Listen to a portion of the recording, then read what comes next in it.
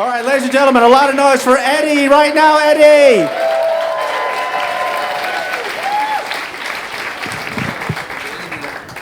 All right, before I start, now, usually I don't like to swear, use bad words, Patty, but this story sort of requires it, so sorry, Patty.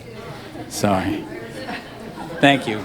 I know Alex doesn't mind, so. All right, there's a saying in education that children who need love the most often ask for it in the most unlovable ways. And I've been a teacher for decades, and this is often true, like it was with this young girl I'm going to call Sarah. I taught for years in this tiny little, very high poverty school district. I'm a special ed teacher. And this 1 hour I'm co-teaching a 6th grade math class, a math class of 48 students. Yeah, that's a different story. I took half the kids to our little computer lab, and I got them on this computer program, working on basic math skills. And when you're working with kids, with large groups of kids and kids who come with a lot, they bring a lot with them. Not always very good to school. You got to be really energetic. You got to be really positive. You really got to be on your job. And I got them all going on their program, and I'm, being very, alert to what they're doing. And but then I'd always take a break. I'd say, okay, break. My wife, Michelle, always bought these huge bags of mints, those little individually wrapped mints, the big Costco bags. So I always had these mints on me, and I'd say, okay, break, and whatever class I'm in, I'd ask questions on that material, and they knew to raise their hand quietly if I called out. I might throw them a mint. So I'd say, okay, square root of 36. Square root of 25, square root of 121, and they're all into it. They love it. Heck, I've been teaching so long, I'll bump into people who are 30, 40 years old, and, at Myers, and they'll say, Mr. Hejka, you got a question for a mint? I think I have some mints. So we're doing this, but then we hear this commotion in the hallway, this cursing and loud yelling, and the kids all want to go see what it is, but, I give them that look, and they stay in their seats. I stick my head out the door, and there's 2 girls coming to my class, and one of them is Sarah. Now, Sarah's had a lot of, family issues, and she had just come to our school, and she was a year behind in school, and she'd had a growth spurt, so she could have passed for a high school student, and here she is with these little 6th graders, and she rarely attended school.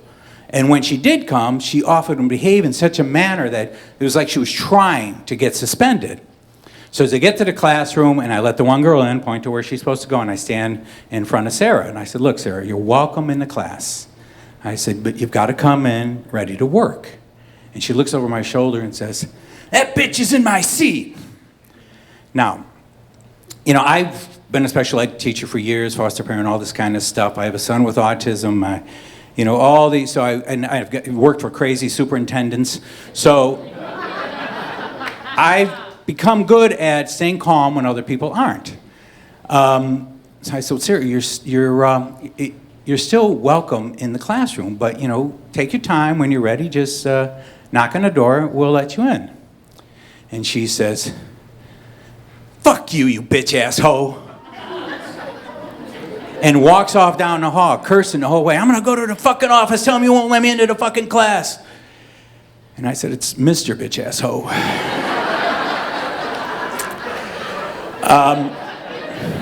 Of course, the kids are all riled up now, so I got to get them refocused. I turn around and I say, cube root of 64. Start throwing them mints again.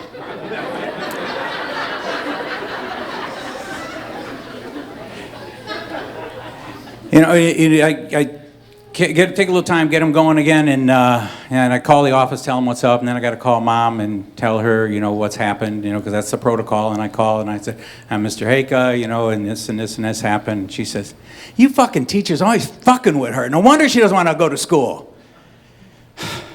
So I go home that night and do what teachers do. We worry about our kids and figure out how you're going to reach them, how you're going to connect with them. Because, the key to education is not, your lesson plans. It's not any kind of test. It's that connection you make with the kids, especially when kids are in difficult circumstances. And I can't figure out how I'm going to connect with her. But then, about a week later, the answer just walked through my door. I'm at lunch, working on my computer and eating, and I catch out of the corner in my classroom. My door's always open, and I catch a glimpse of someone standing in the doorway, and it's Sarah, and she's standing there just looking so meek and mild, And I walk over to her and I said, Sarah, is everything okay? She says, Mr. Hejka, was that your son who was here the other day? See, I have a son, Sammy, who has autism, who would go to the center-based program. He'd get out earlier than our school would, and he'd get dropped off about halfway through the last hour, and he'd go to the office and hang out, or he'd walk in the halls or hang out in my room, and the kids were exceedingly sweet to him. And this is the first time Sarah had seen him. And she says, does he have autism? I said, yes, he does. Why do you ask? She says, I have a little brother who has autism. I have to take care of him. And I said, it sounds like you love your brother very much. She says, I do. I said, but that sounds like it's really hard. She said, well, it is. And from that moment on, I never heard a bad word from her. She started attending school more regularly. By 8th grade, you know, she was a student assistant in the office. She was like a model of responsibility, a real opinion leader amongst the students, somebody you could always rely on and count on. You know, and I'm not saying it was all me and Sammy connecting with her, because, you know, in this school, just like in schools all around this country, there's a whole lot of bitch-ass hoes who won't give up on children, even when it seems like they might be giving up on themselves.